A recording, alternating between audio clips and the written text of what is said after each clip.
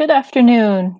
I'm Kirsten Carter, and I'm the head archivist at the FDR Presidential Library, and I want to welcome you to our special live program, At Home with the Roosevelts, featuring author John F. Sears, whose new book, Refuge Must Be Given, Eleanor Roosevelt, the Jewish Plight, and the Founding of Israel, was released just this month. And welcome to you too, John. Thank you so much for joining us today. So John F. Sears served as executive director of the Roosevelt Institute in Hyde Park, New York from 1986 until 1999, and as associate editor for the Eleanor Roosevelt Papers Project at the George Washington University from 2000 to 2007. The Eleanor Roosevelt Papers Volume 1 was published in 2007. He's also the author of Sacred Places, American Tourist Attractions in the 19th Century. He is taught at Tufts, Boston University, and Vassar College. So today we'll start off with a general introduction to the book by our author, followed by some discussion questions posed by me, and then we'll take some questions from our live audience. Please feel free to share your comments and questions on YouTube and Facebook throughout the program. So John, this book tackles a fascinating and complex history. It documents Eleanor Roosevelt's growth as an advocate for the Jewish people and explores for the first time her partnerships with several key figures aiding the victims of Nazi persecution. Could you please tell us about your work and those key figures? Thank you, Kirsten. It's good to be here. Thank you to Paul Sparrow, the director of the FDR Library, for hosting this event, and to Cliff for organizing it and providing technical assistance.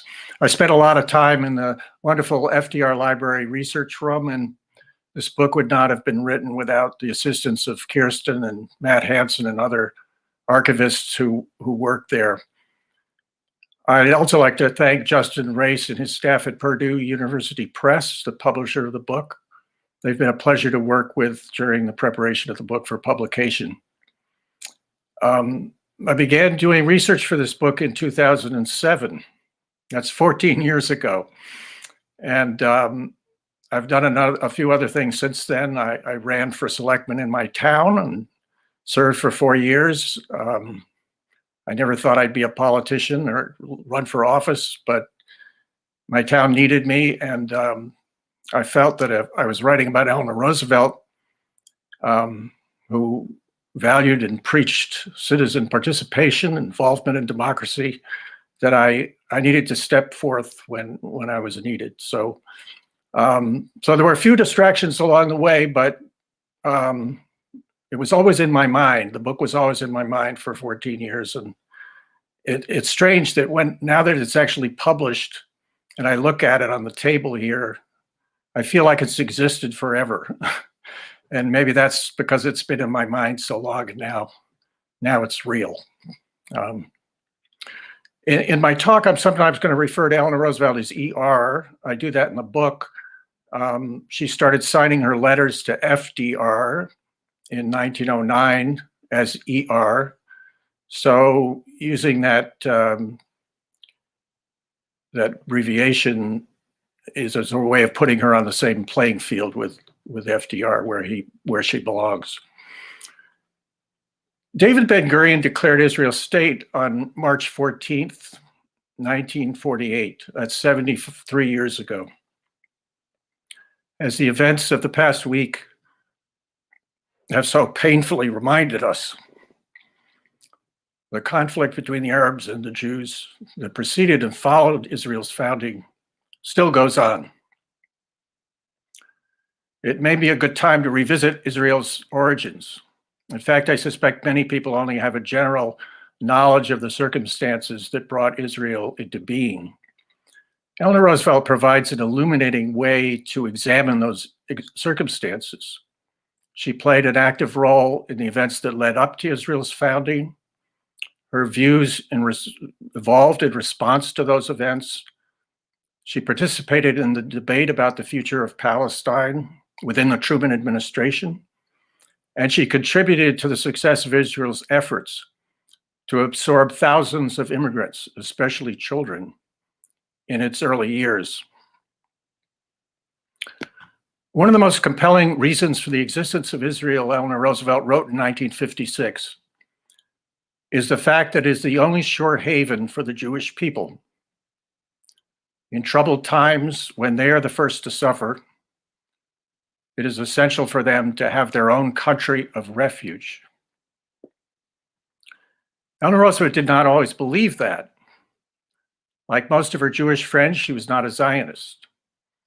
She did not support the establishment of a Jewish state until the United Nations voted to partition Palestine into Arab and Jewish states in November of 1947.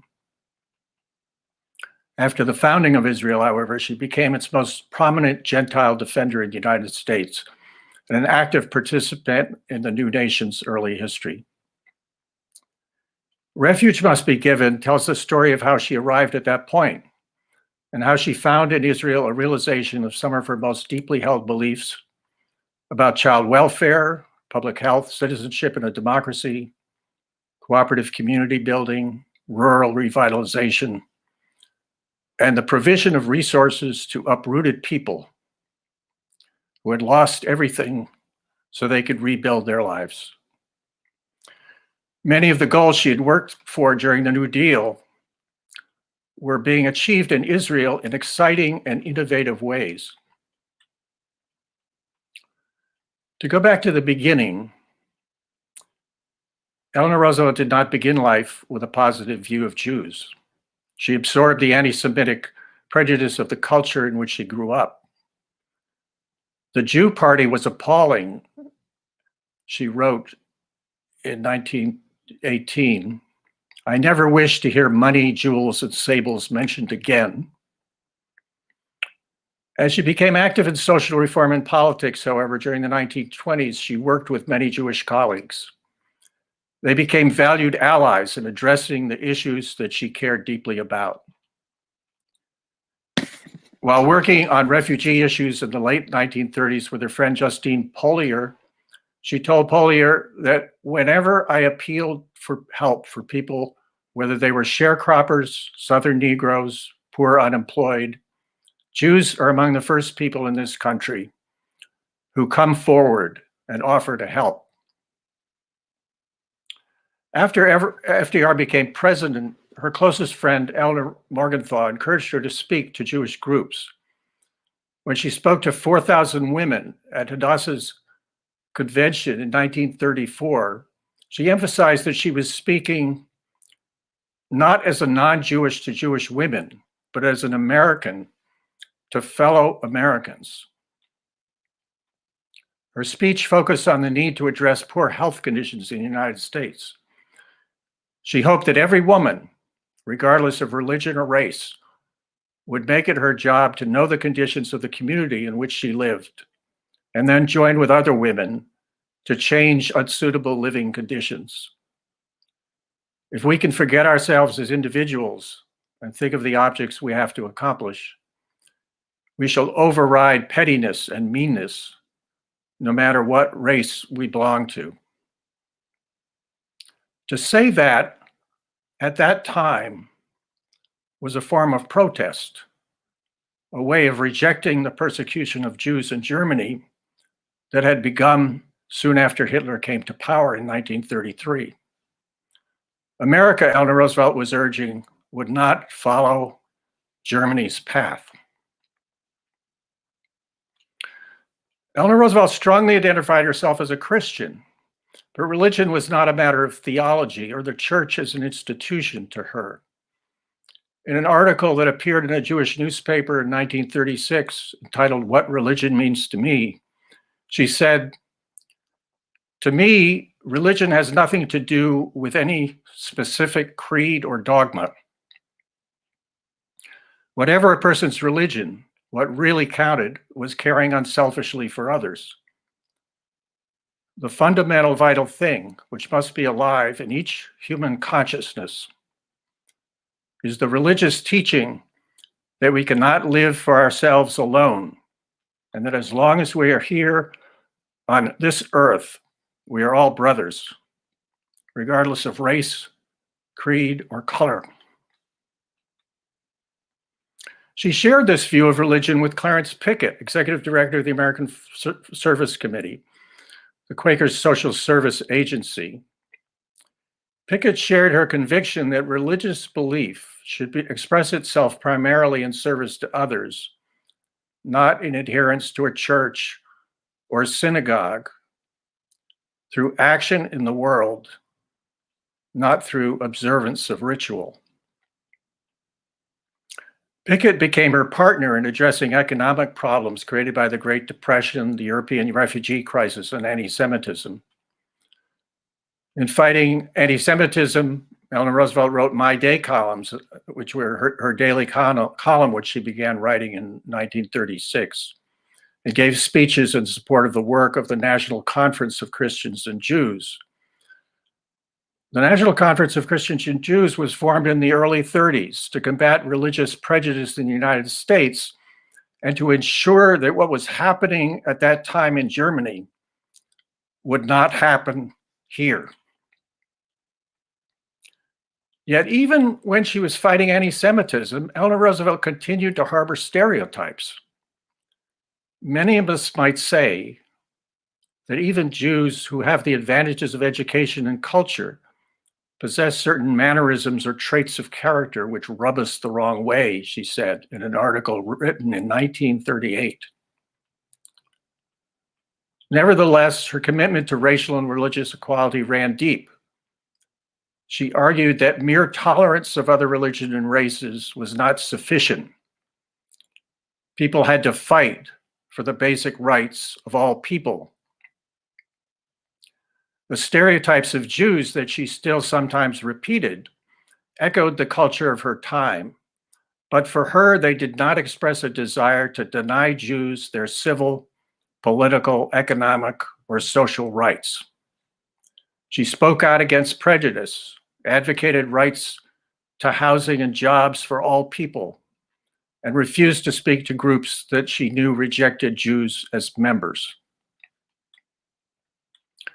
The commitment to the basic rights of all people was part of her vision of democracy that she could articulate it in the 1930s. Another was her adoption of the American Friends Service Committee's approach to dealing with displaced, impoverished people. In 1933, she visited the American Friends Service Committee's programs for out-of-work coal miners in West Virginia. She came away so impressed with their work that she worked with Pickett to establish a subsistence homestead community called Arthurdale in West Virginia. The Quaker program of long-term rehabilitation, she wrote later, seems to me to fit in with the philosophy which I have always held, namely that while charity may be necessary, our aim should be to get people back to a point where they can look after themselves. I have never felt that people should be grateful for charity. While the Quakers responded to the need to provide immediate physical relief for the out-of-work coal miners in the form of food and clothing, they recognized that personal rehabilitation required the satisfaction of the equally vital needs of the spirit. To address the needs of the spirit, the Quakers worked from the beginning to give these people a sense that they were truly helping to rebuild their own lives instead of merely receiving handouts. At the same time, Eleanor Roosevelt began to take an interest in the Jewish settlements in Palestine. Most of her Jewish friends and colleagues were not Zionists, as I said, but they supported the Jewish settlements in Palestine because Jewish refugees were wanted and needed there, and not wanted and needed anywhere else. In 1938, Eleanor Roosevelt wrote 2 My Day columns about youth Aliyah villages in Palestine that were brought to her attention by Hadassah. Youth Aliyah was founded in the early 30s to bring Jewish children, initially from Germany and later from other countries, to Palestine to train them in agriculture and trades for them to help rebuild the new nation. These children were sometimes orphans, but often they were put in the hands of Youth Aliyah by their parents, who saw that there was no future for them in Germany, where they could not go to school with other children. They would not be able to go into professions. Their parents had lost their jobs. And so Youth Aliyah took the children and helped turn them into productive citizens in Palestine. Eleanor Roosevelt found the youth villages in Palestine expressing the same values that the American Friends Service Committee had worked for in the coal mining areas of West Virginia. Rather than offering charity, the Youth Aliyah villages helped the children to independence, preparing them to perform agricultural work and run a home. In one village, she wrote, the children carried on the entire management of the village with the guidance of instructors. Hadassah, the main sponsor of Youth Aliyah, Hadassah, I may not have mentioned, is the Women's Zionist Organization of America. They were the main sponsor of Youth Aliyah. It was founded by Henrietta Zold, the daughter of a Baltimore rabbi, who was strongly influenced by Jane Addams and Lillian Wald, the leaders of the settlement house movement in the early 20th century. These women were also major influences on Eleanor Roosevelt. Zold established an institution in Baltimore, very much like the settlement houses in other cities, to serve Baltimore's Russian Jewish immigrant population. She learned Zionism from her students, and she visited Palestine, became active as a Zionist. And in 1912, after she returned from Palestine, she founded Hadassah. When Hadassah first sent American nurses to Palestine after its founding, after Hadassah's founding, Zold asked them to visit Lillian Wald's Henry Street settlement in New York before they left for Palestine. The nurses settled in a poor neighborhood in Jerusalem and offered health services to its inhabitants. So it was essentially, she was setting up a settlement house in Jerusalem. In 1920s, Zold moved permanently to Palestine. And in the 1930s, after Hadassah became the American sponsor of Youth Aliyah, she became director of its programs in Palestine. Hadassah's work naturally appeared to Eleanor Roosevelt, whose early experience in assisting impoverished people had been in New York City's Rivington Street settlement, and whose career was, as I said, strongly influenced by the examples of Lillian Wald and Jane Addams. So these two women both came out of that progressive reform movement, and their careers have quite a bit in common. In 1940, the leaders of Youth Aliyah asked Eleanor Roosevelt to become head of the National Youth Aliyah Advisory Committee. She agreed to do so as long as she didn't have to attend meetings.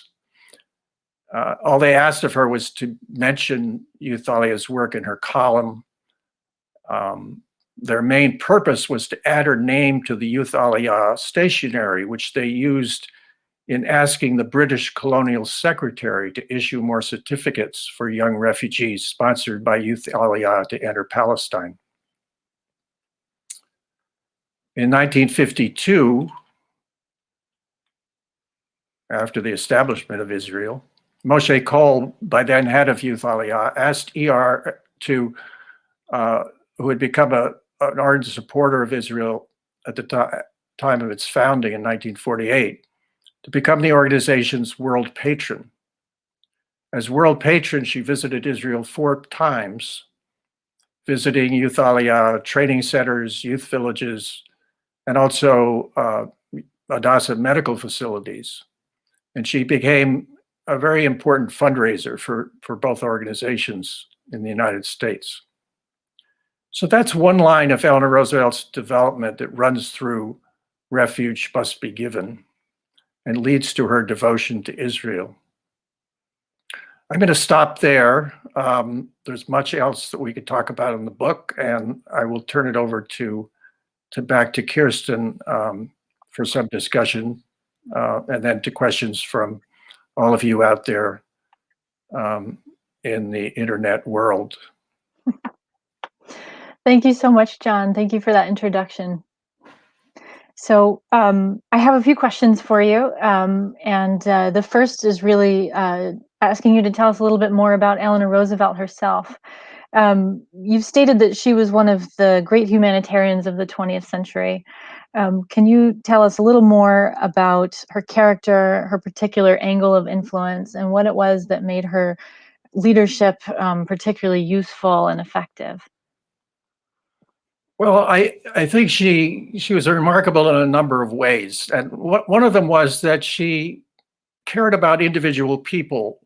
One of the female reporters that covered her said that her strength was that she didn't only care about social justice, she cared about the individual person, and she had this capacity to listen to someone. Even when she was a very busy woman, she kept a very strenuous schedule. But when she was with someone, if it might be an ordinary person that she met on the railroad platform in Poughkeepsie, she was there, and she was not looking at her watch. She was not thinking of the next thing she had to do. She was interested in that person's circumstances, what they thought, what their problems were, and most of what she did, the causes that she got involved with, grew out of these personal contacts with people.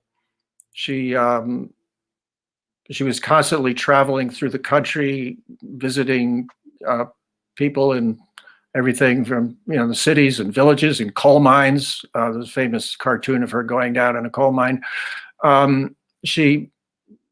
She gathered information, which she then used in her, what one reporter called her sermons on citizenship.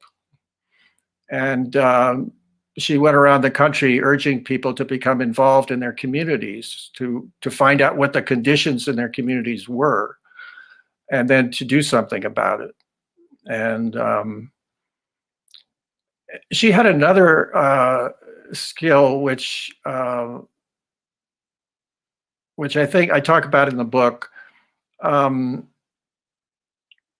which was to ask questions in a kind of tentative manner, like Socrates, a sort of innocent, tentative manner, and approaching some issue in a way that if she approached it straight on, she might have gotten a no, but by doing it that way, she got a yes or a maybe. And one of the diplomats at the UN, and watching her exercise this talent, said, "I have never seen naivete and skill so skillfully blended." And sometimes it's hard to tell when she's being naive and when her naivete is a kind of irony, and she's saying some innocent thing in order to set up a contrast between reality and the way things ought to be. Mm-hmm. And I talked about that in the book a number of times. In the 30s, when she's responding to, for example, to Kristallnacht, the day in November 1938 when when German mobs instigated by the Nazis burned synagogues and ransacked Jewish businesses and beat Jews in the streets. And it shocked Americans greatly, and some, woke some of them up finally to what was going on. And Eleanor Roosevelt's response in her My Day column seems kind of tepid and indirect, but you'll have to read my book to see the details of that. But I think the way she responded in this sort of indirect, understated manner might have been in some cases a weakness, some cases inadequate, but in some cases a kind of strategic, effective way of putting forth a vision of the way things ought to be. She was a pragmatist and an idealist. She was an interesting combination of pragmatism and idealism, and I think part of her appeal is that she was optimistic about history. She thought people could change. Institutions could be set up, international institutions could be set up that really would prevent war. And it would take a lot of work, but it could be done. Yes, I think we see that throughout her life, for sure. So I know that your research in this book, you mentioned, was a 14-year endeavor, and I think it's just remarkably detailed, and you weave a nice path through very complex records. And my next question is really about those sources. Could you tell us a little bit about the archives that you used and what you found and discovered in this process? Right. It wasn't always easy because sometimes, a piece of correspondence would be, say, at the FDR Library, a letter to her, but not her answer, or vice versa. And I would have to try to track it down in some other archive. For example, the State Department archives at Archives 2 in Washington. I spent a lot of time there too, and it wasn't always easy to find things in that archive, but I was able to piece together the two sides of the correspondence, or James McDonald's papers at Columbia, or the Center for Jewish History in New York, where Hadassah has an archive. That was a very important source for me. I went to Brandeis, the archives at Brandeis. I also took a trip to Israel, which made a big impression on me. I went both to go to the archives there and also to visit some of the places that Eleanor Roosevelt had been to. For example, Ramat Hadassah Zold, which was originally a reception center for youth aliyah kids who came there to be trained in agriculture and other trades, and it's still going on. It's a very interesting institution. It now serves children who come from families where there's some kind of disturbance. There might be domestic violence, there might be mental health problems, but the children go there, and each of them is assigned an animal to take care of. And I can tell you more about it, but it was a wonderful place, and there was Eleanor Roosevelt's picture in the library, and she had actually she'd been given the first Henrietta Zold Award in 1948, I think it was, it came with $1,000, which she gave to Ramat Hadassah Zold for their music library. So there was a very close connection between them. She both visited it later, and she gave this money to it. So I was disappointed in what I found in the archives in Israel. I went to the Zionist Central Archives and to the state archives, and my wife Jane speaks and reads Hebrew, so she was with me some of the time, and then I hired a graduate student to help me sit beside me. Some of the documents were in English, some in French, which I could handle, but I do not know Hebrew. So I had to have someone there to help me with that. But as I say, I was disappointed in not finding more there that I hope would throw light on her relationships with Ben Gurion and with Golda Meir, for example. Okay. Well, you are, among many things, a subject expert in Eleanor Roosevelt and the United Nations and the Universal Declaration of Human Rights. I'm hoping you can tell us a little bit more about that story and how Eleanor Roosevelt's approach to human rights helped shape the post-war world, Israel included. Right.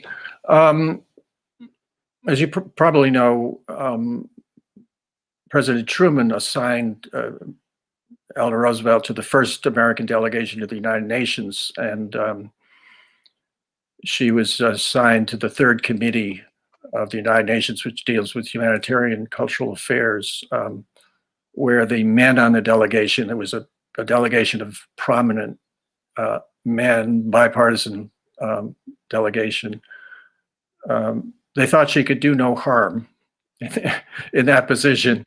It turned out that the first issue before the United Nations was the question of whether the refugees in the displaced persons camps in Germany should be forced to go back to the countries of origin, as the Soviet Union demanded, or be allowed to settle where they wished, where they could find another, if they could find another destination. And Eleanor Roosevelt ended up debating Andrei Vyshinsky, the Soviet delegate, on that issue, and she won. And that established her reputation as a stateswoman and changed the opinions of these men on the delegation. As she said, the women inch forward. Mm-hmm. So she became chair of, she was elected by the members of the newly formed Commission on Human Rights. And she was elected chair of that commission. And she managed it very skillfully. It was extremely challenging. There were 18 nations represented on the committee. They spoke different languages. They practiced different religions. They came from countries of different levels of economic development. They had different legal traditions. And they had to come up with they had to agree on a document on what human rights were and what should go in it and how it should be worded. And her aim, she had no legal training. She hadn't even gone to college. But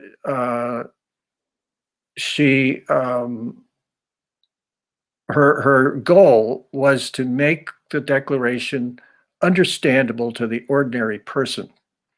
So whenever the people on the committee used legal language that a layman would not understand, like there was one article where René Cassin, the French delegate on the convention, had used the word legal personality. She said, well, that might mean something to a lawyer, but it certainly doesn't mean anything to the layman. And insisted that they find another way of phrasing the articles so that anyone could understand it. And she achieved that goal. If you go back and look at the Universal Declaration, it's not in legal jargon at all, and you can understand what it means. So she had great talent, great tact, great persistence, enormous energy. Meetings would run from early in the morning till after midnight, and that didn't faze her a bit. But she got the work done, and she got it through.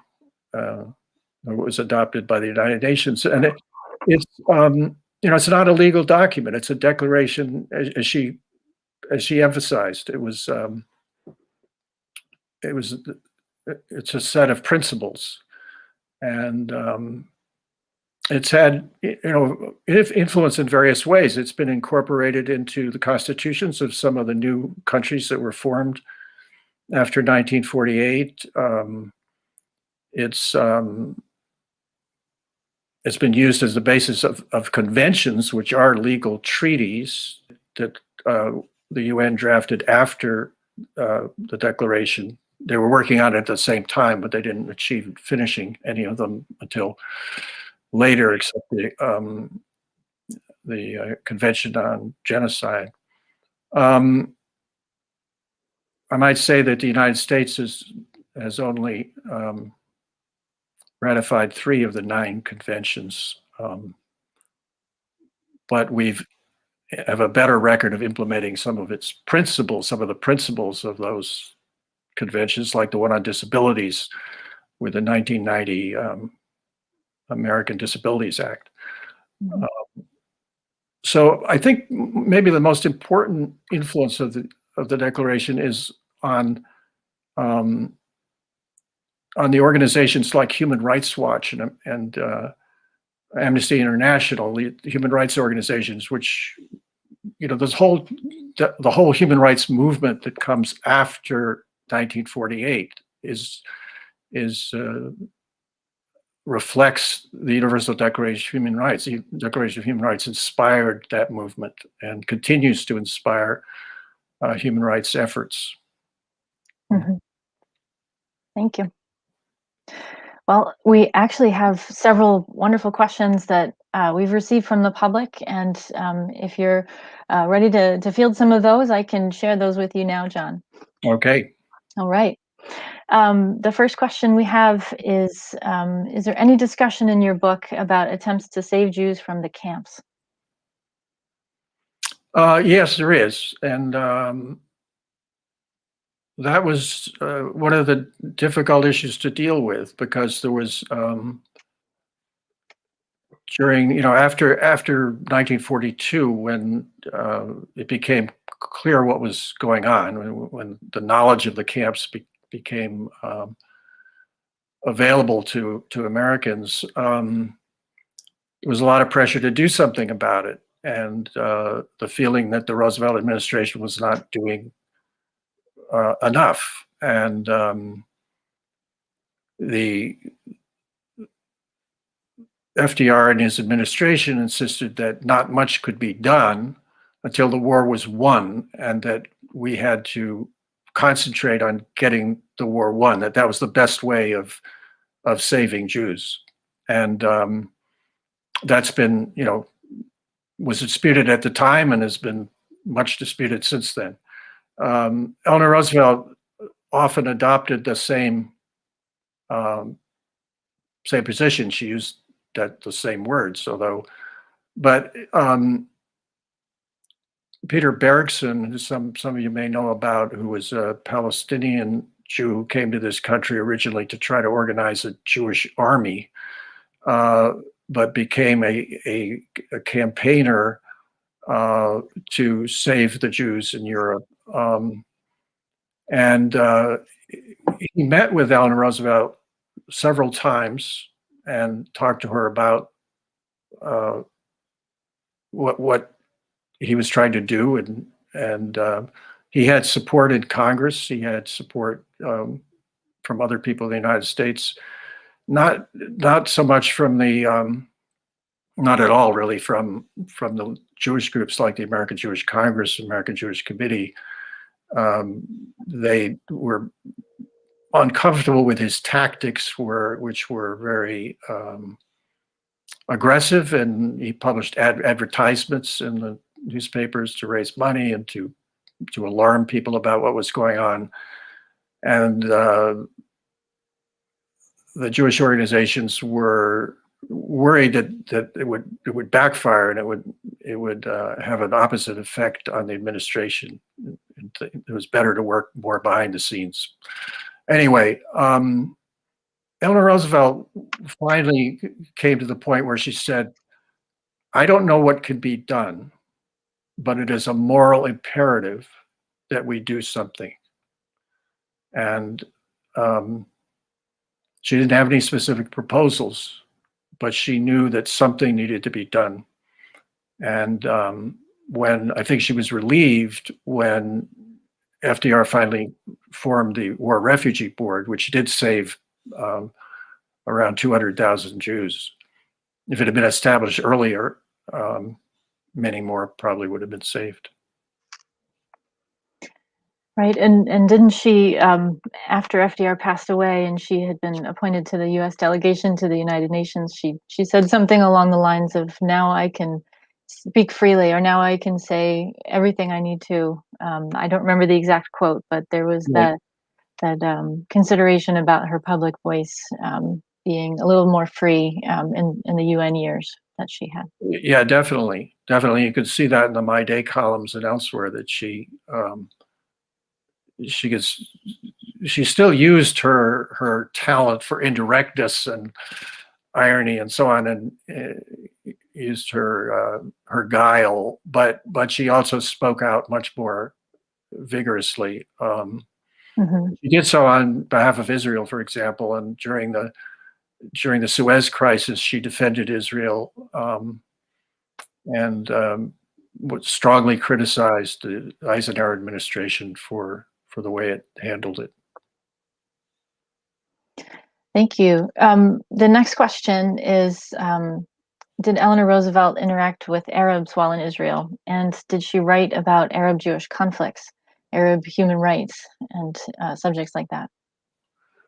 Yes, that again is a difficult topic. When she went to Israel for the first time in 1952, she visited Lebanon, Syria, and Jordan before she went to Israel. And she did so partly because one of her colleagues on the Human Rights Commission was Charles Malik, who was a Lebanese Christian, but he was um, very supportive of the Palestinian position.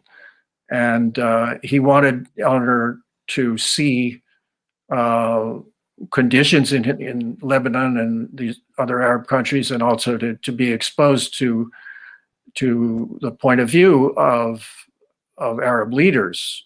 And she was always open to hearing other points of view, and so she went and met with leaders in those countries, and also went to refugee camps and described the conditions in her My Day column. And it did not change her point of view. She was very sympathetic to the Arab refugees, and she thought that they should be resettled in Arab countries. They should be given compensation for having lost their property, and they should be resettled. But she did not accept the political position of the Arab leaders. She felt that the problem was, from her point of view, that the partition plan, which the UN had voted for in 1947, which would have created an Arab and Jewish state, was the best solution. That she didn't think it was an ideal solution, but she didn't think there was another solution, given how passionate both sides felt about their positions, and given the number of Jews who were in Palestine by that time, which was 500,000. She felt it was the only pragmatic solution that would be fair to both sides, and create a situation in which both sides would have a state of their own. It was the original two-state solution. And she felt the Arabs were wrong to reject it. And there were two reasons that she was so in favor of partition. One was that she thought it was the only solution to the Jewish refugee problem. There were still refugees in the DP camps in Europe. Other countries were not taking many Jews in after the war, including the United States was still not accepting many Jewish immigrants. And many of them wanted to go to Palestine, and she felt that they should be allowed to go there. And if Palestine had become an Arab state, that wouldn't have happened. The other reason was that the United Nations was enormously important to her. She had worked with Jane Addams and other people during the the 1920s and 30s. She was an internationalist. They had worked for finding a way to end war. They were wanted to create international institutions like a world court to help solve international conflicts. And so that had failed. Those efforts had failed. The League of Nations had failed. And now the United Nations, which was her husband was the architect of, really, was faced with its first major crisis. The Arab-Israeli conflict was the first major crisis for it to deal with. And she felt that if the UN was going to be effective, the nations that belonged to it had to abide by its decisions. And the UN had voted to partition. So she felt that if the United Nations should enforce that, if necessary, with an international police force. That, of course, didn't happen. But that was her position and remained her position. That she also had an idealistic vision. She felt that if the Arabs could only accept the existence of Israel, resettle the Arabs, refugees, that Israel and the Arabs could work together to develop the region. I mean, Israel was still in its beginnings was an undeveloped country, and so was the rest of Palestine. And she felt that the Jews had brought with them a lot of expertise from Europe and from the United States, and the Arab countries had resources, oil and other resources that could help the Jews in Israel. And if the two nations worked together, the partition plan originally, the idea was that there would be separate states, but there'd be a kind of economic union, a kind of common market, that so that the two nations could work together on economic issues, and hopefully that would draw them more closely together over time. So that was her vision, and it's a wonderful vision. In an ideal world, everything we'd all be a lot better off if that had happened. It would be it's painful. It would have been painful for the Arabs to do that, but it would have been in their self-interest. They would have a nation now. They would have had a nation then, and it could have developed. And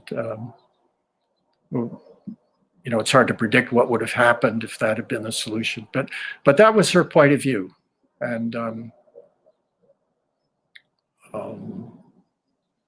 she stuck with it until she died in 1962. We have time for one more question. What drew you to this specific aspect of Eleanor Roosevelt's life versus many other possible angles you could have studied? Well, it really was that debate over the partition plan within the Truman administration. When I was working on the first volume of Eleanor Roosevelt's public papers, which covered the period 1945 to 48, I was working on the correspondence between Eleanor Roosevelt and Truman and Secretary of State Marshall. And after the partition plan was passed by the UN, and the Arabs did not accept it and started attacking the Jews in Palestine, the Truman administration, the State Department had never supported partition. They did not support the idea of a Jewish state. And Truman really overruled his State Department. So when the Arabs didn't accept it, the State Department the Truman administration started to sort of backpedal and say, well, when the British mandate ends in May, which the British said, we're ending this mandate, we're out of there in May, And the Truman administration said, we explored the idea of setting up a UN trusteeship that would take over after the British left, which would have just kicked the can down the road. It wouldn't have solved the problem. And when the Truman administration started to do that, Eleanor Roosevelt was furious. And she wrote to Truman and she wrote to Marshall and told them what she thought. And she said, I'm going to have to say this publicly, which meant she would be writing about it in her My Day column, which was circulated to 60 newspapers around the country. It was still very influential. And they said, well, don't resign. We don't want you to resign. It would have been very bad politically. They sent an envoy to try to persuade her of their position. She didn't accept it, and she wrote 2 very critical columns of the administration in which she was serving. It was when she was not, and the UN was not in session. She wasn't really part of the administration, but it was, so that's where I started. I thought, I was very struck by the passion with which she defended the partition plan, and I was interested in how she'd arrived at that point, and what her ongoing relationship with Israel was. That's where it began. I'm so glad you pursued that line of research and took all these new avenues of exploration here. I think we're out of time, unfortunately, but I wanted to thank you again, John, for joining us today and for telling us so much about Eleanor Roosevelt and the founding of Israel and her work for the plight of the Jews. I really appreciate you joining us. Thank you so much. Well, thank you, Kirsten. It's been a pleasure. Yes.